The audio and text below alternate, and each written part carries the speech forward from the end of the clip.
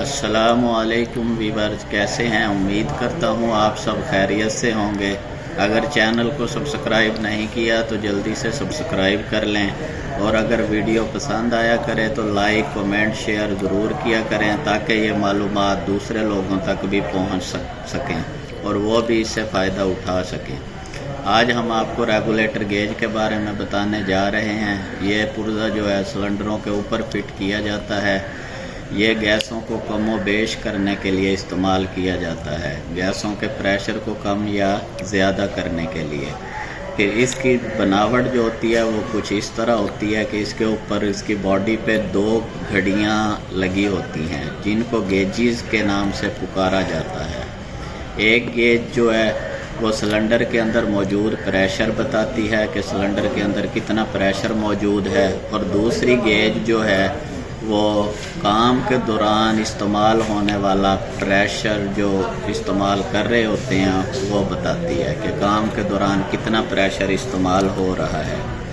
फिर regulator gauge के हिस्सों के नाम बताता चलूँ। नंबर 1 कैपेसिटी वाच, यानी जिनको गेजेस कहा जाता है, उनमें एक कैपेसिटी वाच होती है और दूसरी वर्किंग वाच होती है। कैपेसिटी वाच जो है वो सिलेंडरों के अंदर मौजूद प्रेशर बताती है, और जो वर्किंग वाच होती है वो काम के दौरान इस्तेमाल होने वाला जो प्रेशर है उसके बारे में बताएगी कि इतना प्रेशर इस्तेमाल हो रहा है।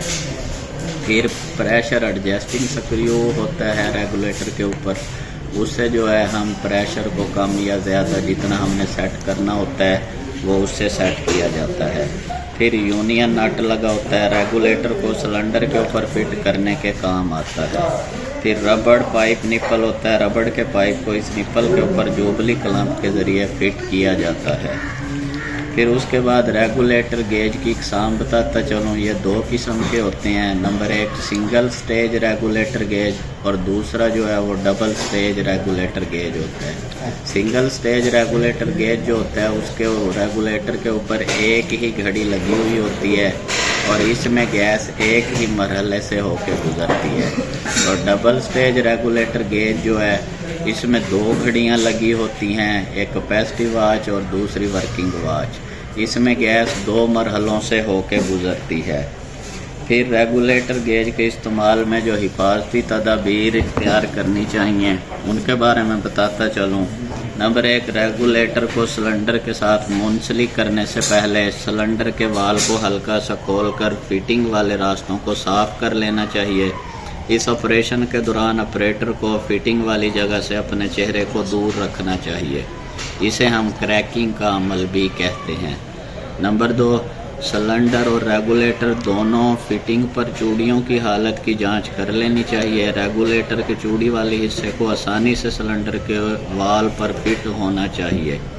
याद रखिए, एसिटिलीन की फिटिंग पर बाएं हाथ की और ऑक्सीजन की फिटिंग पर दाएं हाथ की चूड़ियाँ होती हैं।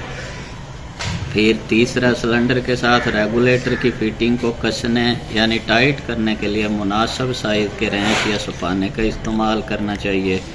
फिर चौथा, सिलेंडर के वाल को खोलने से पहले ये यकीन कर लें कि रेगुलेटर एडजस्टमेंट मुकम्मल तौर पर बाहर की तरफ है। इस हालत में गैस का बहाव रेगुलेटर से होता हुआ लो प्रेशर साइड में नहीं होगा। फिर नंबर 5 पे सिलेंडर के वाल को आहिस्ता खोलना चाहिए। अगर ऑक्सीजन सिलेंडर और रेगुलेटर की सूरत में सिलेंडर के वाल को फ़ौरन खोल दिया जाए और सिलेंडर में ज़्यादा से ज़्यादा प्रेशर हो तो रेगुलेटर में फौरी तौर पर या अचानक पैदा होने वाले प्रेशर की वजह से बहुत ज़्यादा हरारत पैदा होगी। रेगुलेटर सेट पर दर्जा हरारत 1000 डिग्री फ़ारेनहाइट तक पहुंच सकता है, जिसकी वजह से सेट अपना काम करने में नाकाम हो जाएगा। अगर सेट अच्छी हालत में ना हो, इसमें लीकेज हो, तो दबाव से पैदा होने वाली हरारत की वजह से रेगुलेटर की सीट पिघल जाएगी या टुकड़ों में तहलील हो जाएगी। इस अमल से रेगुलेटर धमाके से फट जाएगा, और सिलेंडर वाल को खोलते वक्त कभी भी रेगुलेटर के सामने खड़ा नहीं होना चाहिए। नंबर 6 ऑक्सीजन इक्विपमेंट पर कभी भी तेल का इस्तेमाल ना करें, इस तरह दस्तानों या आपके लिबास पर भी तेल ना लगा हुआ हो। नंबर 7 धंसने या लीक वाली जगह की जांच सिर्फ साबुन वाले पानी से करनी चाहिए। नंबर 8, कभी भी ऑक्सीजन और एसिटिलीन रेगुलेटर का आपस में तबादला करने की कोशिश ना करें, यानी कि एसिटिलीन का जो रेगुलेटर है वो एसिटिलीन सिलेंडर के ऊपर लगाएं, ऑक्सीजन का जो है वो ऑक्सीजन सिलेंडर के ऊपर लगाएं, यानी जिस गैस का वो रेगुलेटर गेज होगा उसी सिलेंडर के ऊपर लगाना है।